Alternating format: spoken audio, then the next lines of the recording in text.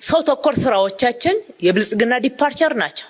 ህብረተሰቡን ብቻውን መንግስት ሰርቶ የልማት ፍላጎትን ሊያሟላ አይችልም።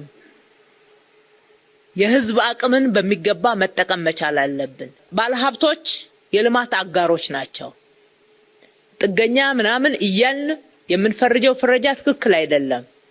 ጥፋት ያለበትን በጥፋቱ ልክ መጠየቅ ነው እንጂ የልማት አጋሮች አድርጎ የትኛውም ሀገር ላይ ሀገርን ማልማትና መቀየር ማበልጸግ ላይ የግሉ ሴክተር ሚና በጣም ትልቅ ነውና አክብረን በሚገባ የእጆቻችንን ንጽህና ጠብቀን አብረን ግን ተቀራርበን እንስራ የሚለው እሳቤ በስታንዳርድ ደረጃ በመርህ ደረጃ ተቀምጦ ተግባብተንበት ነው እየሰራ ነው። ከሰው ተኮር አንፃር ለሰው ቅርብ መሆን አለ። እኛ እኮ ሰው ነን። ስለዚህ ይሄ በህዝብና በመንግስት የስራ ኃላፊዎች መካከል ያለው ርቀት መሰበር አለበት።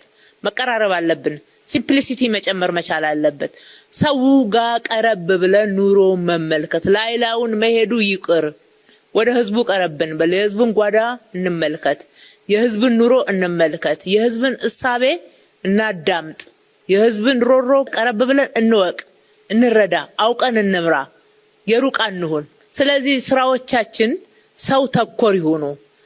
እያንዳንዱ ስራ ሲመዘን ምን ያክል በሰው ህይወት ላይ ለውጥ አመጣ፣ ሰውን ተጠቃሚ አድርጓል ወይ፣ ሰው ተረድቶታል ወይ፣ መለካዎቻችን አድርገን እንስራ ብለን ከተማሪዎች ምገባ ጀምረን የድሆችን ቤት መገንባት ድሆችን ጠጋ ብለን ኑሯቸውን ማዘመን ማሻሻል ቀረብ ማለት ቤተሰብ እስከ መምሰል ድረስ ቀረብ በመንለው የሰው ተኮር እሳቤዎቻችን እንድንላበሰው የሚያስፈልግ ባህሪያት ነው።